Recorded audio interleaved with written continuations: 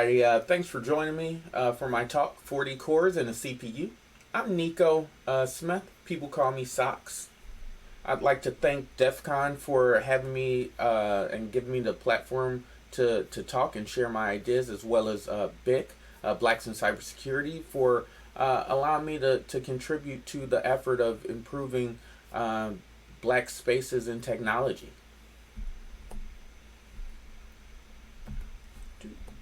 Alright, so here's a little bit about me. Again, like I said, my name is Nico.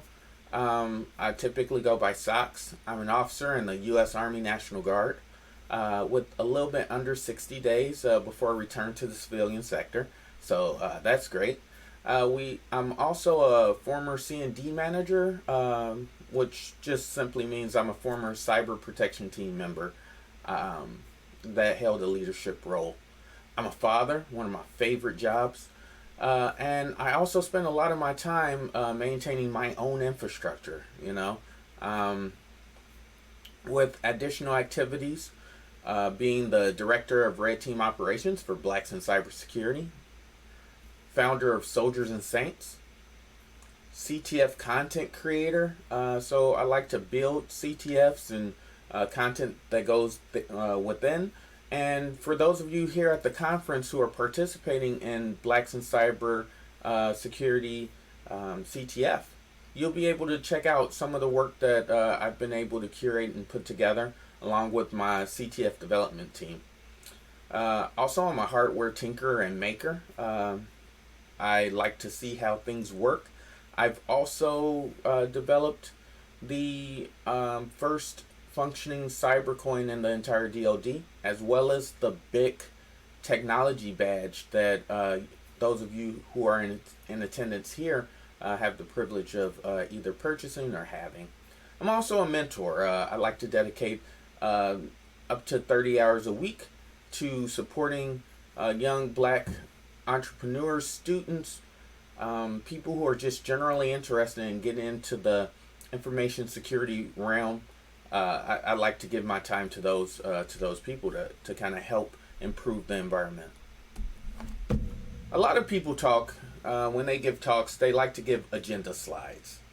Well, instead of giving an agenda slide, I'm a little bit less formal, and I present my points of interest slide, because we're talking about a concept that I've partially implemented, but I feel could provide some useful insight. We'll start off with background, generally covering things that helped formulate the overarching ideas within this talk. We'll move through infrastructure. We'll talk about ownership. We'll cover why ownership does not equal secure, but definitely could. And we'll talk about welcoming ourselves to the conversation. And when I say conversation, the global conversation. And then we'll kind of round it off with C2, in this case, considerations and costs. And we'll end it off with methods or ways that you'll be able to reach out and talk to me, hopefully for some follow-up discussion. With that said, I'm going to go ahead and switch on to pure slides, just so that you guys can just kind of focus on content and not me. So if you give me 2 seconds.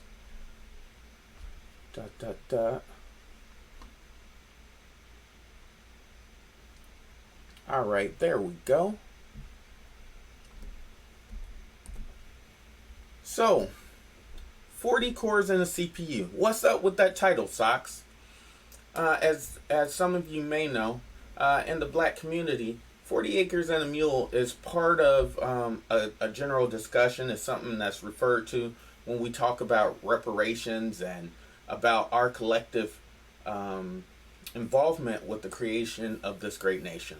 As you can see below, 40 acres and a mule was part of a special fields order, number 15 specifically, which was a wartime order that was proclaimed by Union General Tecumseh Sherman, or William Tecumseh Sherman, in about 1865, where there was allotted land of no more than 40 acres and also some mules to assist these newly freed families or these newly freed slaves in order to support the agrarian reform effort but later there was some reclaiming of that environment, or of that land that was previously distributed, and returned back to the pre-war white owners. Um, when I talk about 40 cores in CPU, I hope that you're able to see the similarities, and how I feel that we'll be able to improve our standing, and increase the possibilities, the way that we interact, the general cyber community at large, through this idea that I've been mulling around. But first, we need to talk about internet access among black households. According to the Joint Center for Political and Economic Studies, because I did a little bit of research and this is kind of what I found, as late as August 4th, 2020, that's at the beginning of the pandemic, or toward the beginning, the earlier stages of the pandemic, where we as a population, in order to secure our environments and to make sure that everyone else was safe, we started taking on roles where we were virtually learning, teleworking, and receiving government assistance through remote methods. Well, that actual movement ended up leaving out a large swath of the American population, primarily black people, who were affected by this. We're looking at 34% of black adults who don't have home broadband. That's 30.6 black households with one or more children age 17 or younger lacking high-speed home internet. That's over 3.25 million black people, or black children, that live in this household. And if the children are our future, think about how that will affect the landscape as we proceed, and as we continue within this country. And then we found also, or they discovered, that was 23% of African Americans are smartphone only internet users. And with that also comes more restrictive data caps. That means that they're not really getting that robust interaction that they normally would through using their cell phone, that they would normally get from utilizing something like a laptop or desktop, and also having access to broadband internet. Upon further investigation, we find that Pew Research Center performed a survey of about 6,000 American adults. And of those adults, 664 identified as African American. And of course, the research center had specific key groups that they were looking to draw comparison about, from men versus women, old versus young, low income versus high income, parents versus non-parents. And they came to these conclusions that today African Americans trail whites by 7 percentage points when it comes to overall internet use. And 74% of whites and 62% blacks have some sort of broadband connection at home. So that kind of sounds a little bit better. With both groups are more coming to equal footing when we think about access or leveraging mobile platforms. So that goes back to previous to the previous study that I read out to you back in August, where we see more presence on Twitter, LinkedIn, things like that. But when it comes to actual utilization of desktop platforms and traditional internet methods, we're seeing that deficit. And here we are at class divide. We'll speak briefly about my experiences and how it affected me. So as a black person in cyber, these things affected and bothered me, not only because of the exterior, easy to identify issues, but because it was hard to see the problem and not enough internal solutions to close the gap, decrease the divide, and bring about change. So it wasn't enough for me to see what was going on. That wasn't the hardship. The hardship was seeing the problem and not seeing an internally resourced solution. Because I'm the type of guy that likes to, if I, instead of calling someone to come over and fix something, I want to get involved. I want to enable my friends who perform these jobs in order to come out and create solutions for me. And here are 3 ways that I was affected by the digital divide. First off, starting in college, living off campus. I'm from Chicago. I lived on the South Side. I've lived in many places in Chicago, but I lived on the South Side primarily during this particular point. And while the college had labs and they were open until 10:30 and during finals week till 11:45, late nights and utilizing the public transportation system wasn't always the safest option. So I had to always keep time in mind with my travel and how I got to and fro.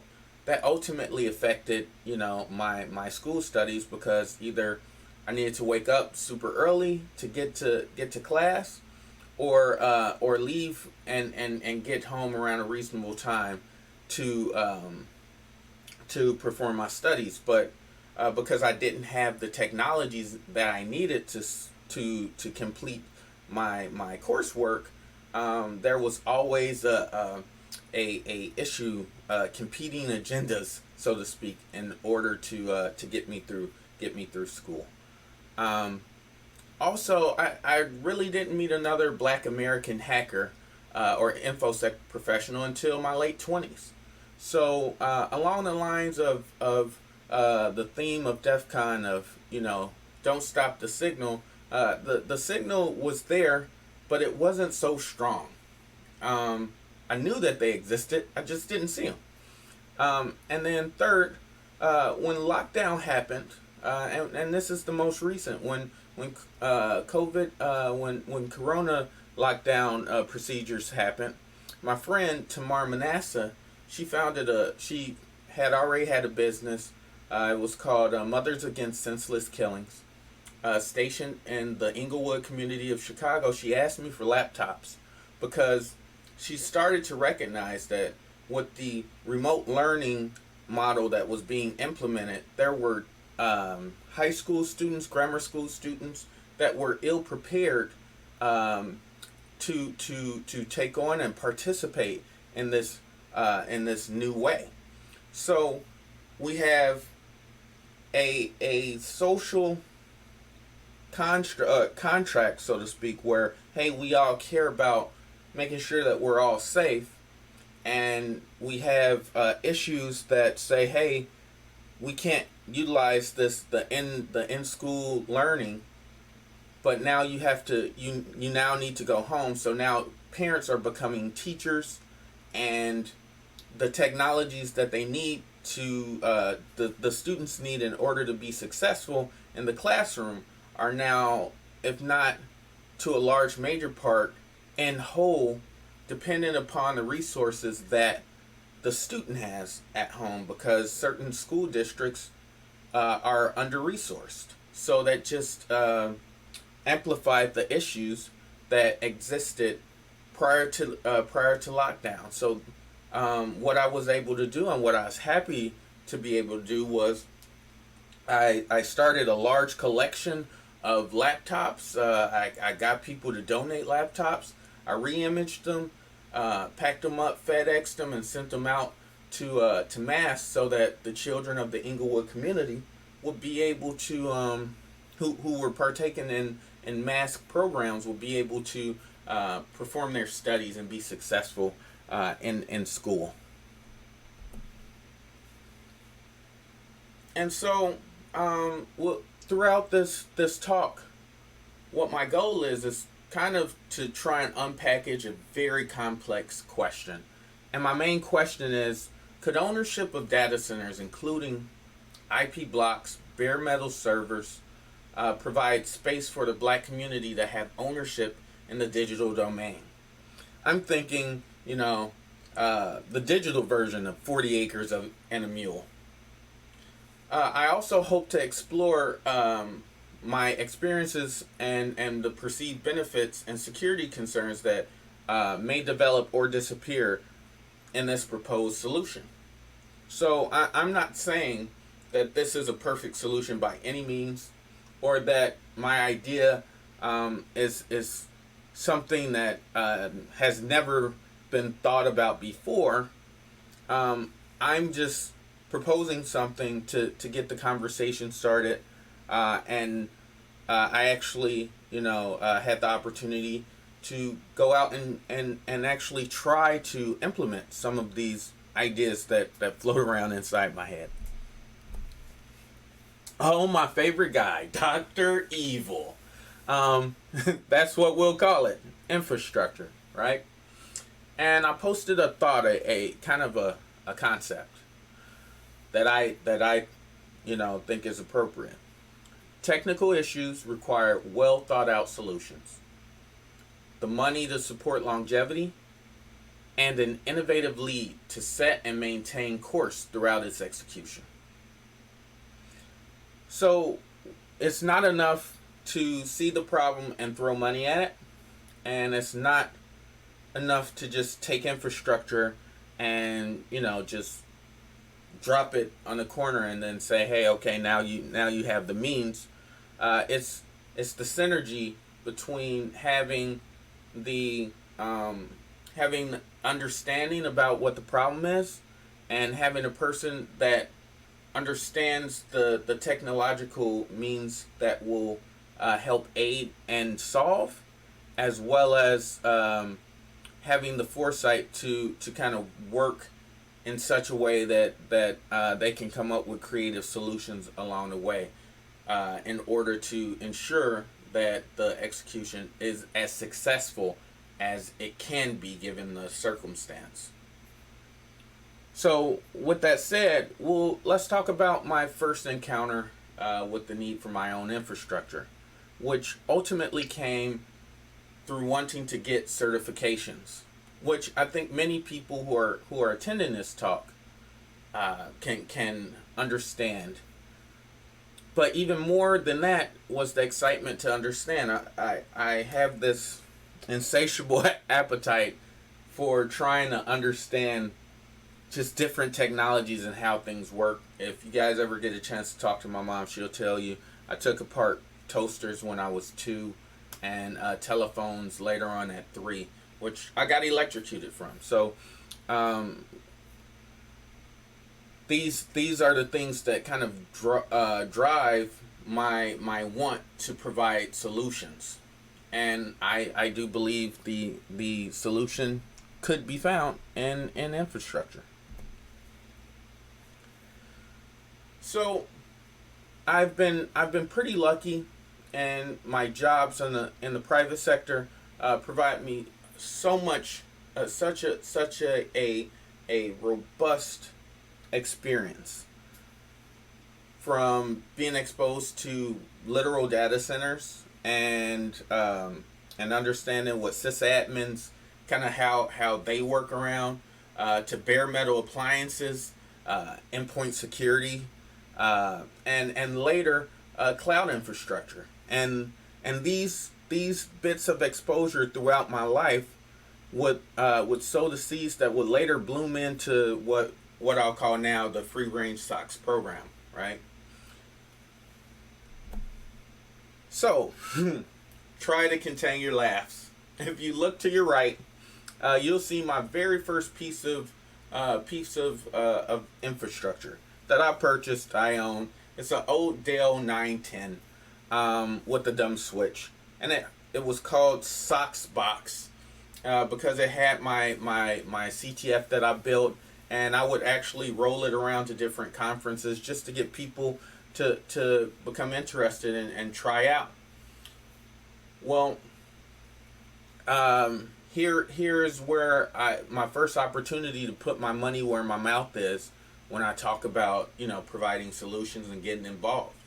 My first scalable test was through some cloud infrastructure that I acquired in the Netherlands. How did I get there?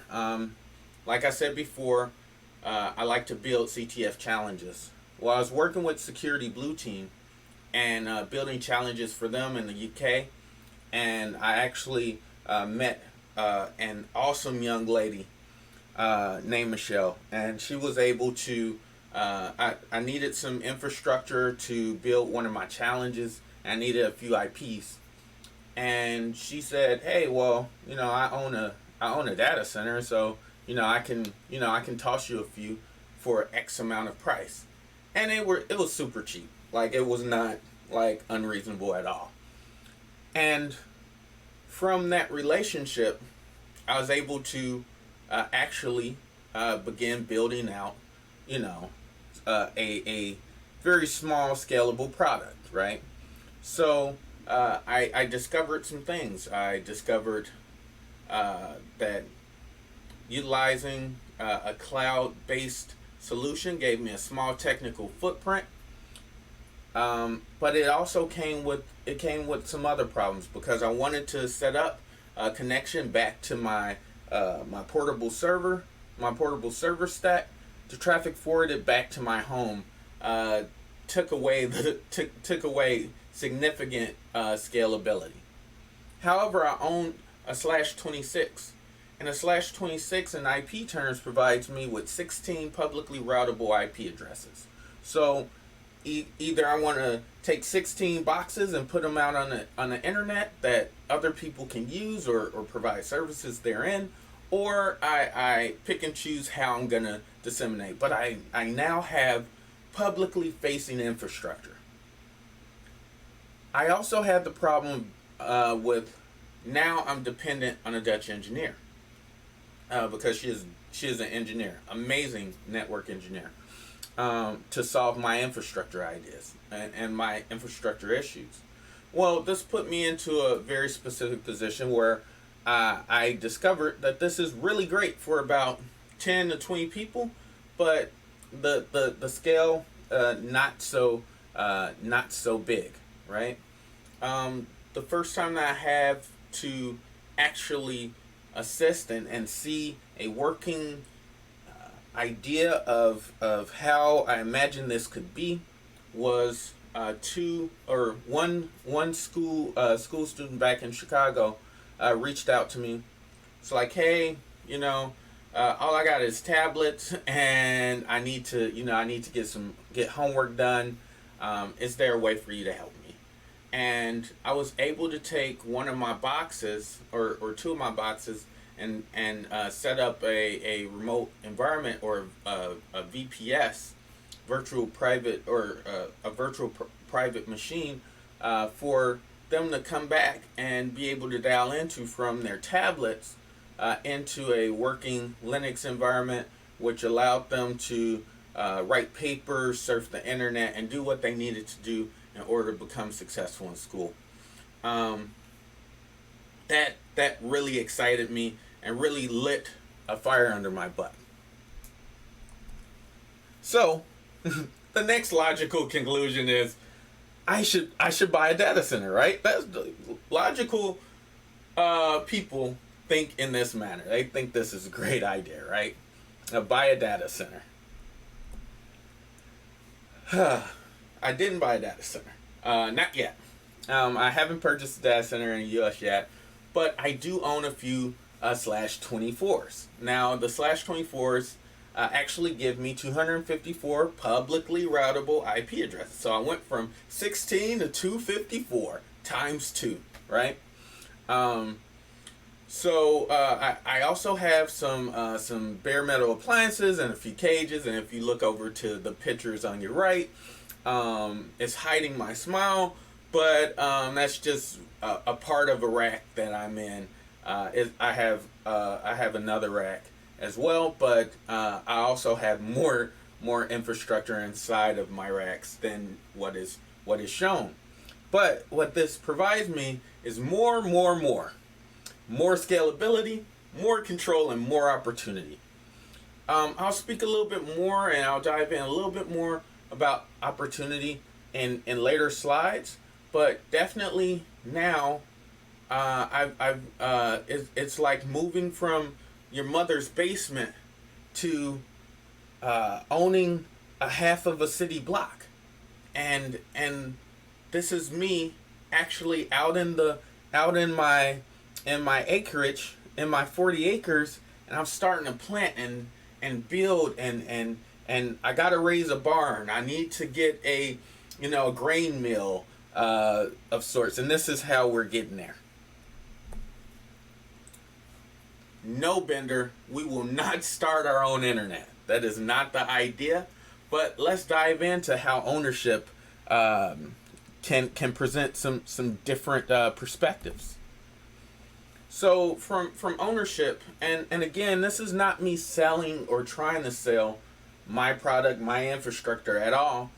I want other people in the Black community to take my idea, and we'll speak a little bit to that about the why to that in later slides as well. But we get community invested results because now we own. As a community, we're able to start, cyber and IT technical incubation. And I'm going to jump to the bottom point on the slide. We now, by having physical infrastructure, have the opportunity to gain hands-on experience earlier than before, and augmentation of the educational process. So in my crazy vision, I'm bringing grammar school 8th graders up to throughout high school students to a data center to learn how infrastructure gets implemented, and the different security measures that go into that. I mean, this is opportunity, right? More responsibility, of course, but better equipped users because they're getting it earlier. And then it also presents an answer to the digital divide. As I was able to assist 2 people by myself, in this situation, we're able to assist so much more and so many other people. And then we'll have stronger connections to industry opportunities because, again, we are rearing and developing our own talent. With one of the best points in the entire slideshow is normalization of technology in educational environments. I think that's just a really big way to say, no matter where you are, what school you attend, what ward you're in, or what city you're in, you'll have the opportunity to have the same technological experience that any other school student does through the possession of infrastructure and this type of mindset. So own does not equal secure, but it could. We have a few questions that come from this. While end-to-end ownership seems secure, this also opens up the discussion of targeting. Would a cyber landscape owned completely by Black Americans create a target-rich environment for nefarious cyber actors? And would ASNs, autonomous system numbers that are specifically Black, create more hardship for the Black community? And to those 2 questions, like everything else, it depends. I'd like to say that that it's worthwhile, it's worth us jumping out to see what happens, in my opinion. And the discussion of ownership also means the owner has the responsibility to secure their own infrastructure in order to maintain a healthy, functioning environment. Well, this goes without saying. Security is hard, and even harder at scale. And I'll be the first to tell you that everyone should not own, but those who want to try should have access to try. What we're not trying to do is to create a instability inside the web. We have enough of that. But what I am trying to introduce is the opportunity for us to kind of change the face of technology. Which brings us into welcome to the conversation. While there's an overwhelming presence of Black voices in the social domain, so Twitter, LinkedIn, you name it, we're there. I think that there still exists gaps in access to competitive cyber jobs. Those jobs that they're saying that they're trying to fill through having infrastructure and through taking on this idea, I believe that we shrink that gap and we provide better resources and personnel much quicker. And I'm not going to ignore the fact that the larger community, and when I say larger community, not just the black community, I mean the entire InfoSec community, acknowledges diversity and inclusion is important. However, I believe that black-owned infrastructure could open the door for talent onboarding at larger numbers much quicker. And while my approach is for nano-sized infrastructure, I never want to be, or I don't have aspirations to be as big as AWS, Google, or Microsoft. I believe that this could help with providing viable candidates to the cyber career field, as I spoke earlier, through decentralized but interconnected hubs throughout the world, or throughout the U.S. to start. And through ownership, I believe that there's opportunity to have a voice and amplify the voice of others. So now we transition from listening and taking on messages that are being decided and developed by others, and we're actually at the table influencing and changing things in such a way that when we look into cybersecurity, we start to see our own faces reflected back at us. And here's my C2, consideration and costs. While I didn't purchase a data center, to the right you'll see what the actual costs look like. These are average costs from 10 million to 25 million. And that's if you intend on building a data center, which I think is a great goal. But I think we could also start off with co-location. And with co-location, we get introduced fees, the cost of IP spaces, ASNs, and hardware licensure, as well as operation and maintenance fees. But I believe that if we get this started, it could be the path that we start to set to get us in place to where we have an all-black data center that primarily works and develops black talent in the cyber field or in the black technologist realm. Here's my resources. As you can see, I just checked out a few of them. I'm speaking wholly in part from my own experiences. And here's how you can reach me. My Twitter, at Nikolai Smith 1.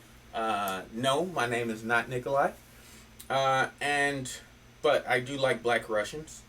And 2, here's my email, ns312@soldiersandsaints.com. And then finally, my LinkedIn. Feel free to reach out, and thank you for attending my conference, my talk at DEF CON. And again, Blacks in Cybersecurity, thank you, and DEF CON, thank you.